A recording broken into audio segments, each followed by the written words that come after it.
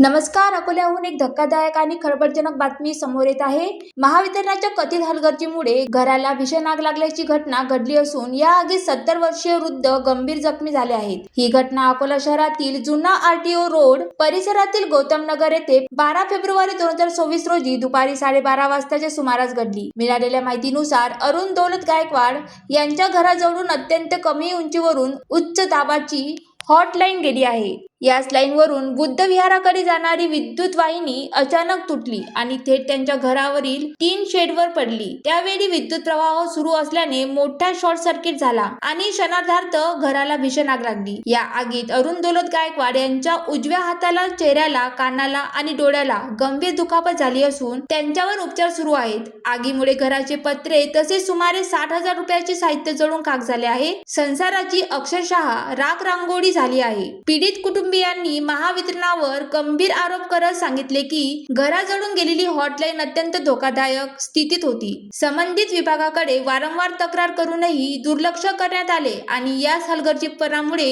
ही दुर्घटना घडल्याची त्यांचा आरोप आहे. दरम्यान घटनेची माहिती मिळताच अग्निशमन दलाने घटनास्थळी धाव घेत आग आटोक्यात आणली. तसेच खदान पोलीस स्टेशनचे पोलीस निरीक्षक मनोज केदारे यांच्या मार्गदर्शनाखाली पोलिसांनी तातडीने पंचनामा करून पुढील कार्यवाही सुरू केली आहे. SI गोवर्धन जामनिक आणि लेखक रतन दंदी यांनी घटनास्थळी पाहणी केली. या घटनेमुळे परिसर महावितरणाच्या कारभाराबाबत तीव्र संताप व्यक्त केला जात असून दोषीवर कारवाई करण्याची मागणी होत आहे. या प्रकरणी महावितरणाकडून अद्याप अधिकृत प्रतिक्रिया मिळालेली नाही. ज्वालादीप न्यूज करिता मनीष राऊत, अकोला.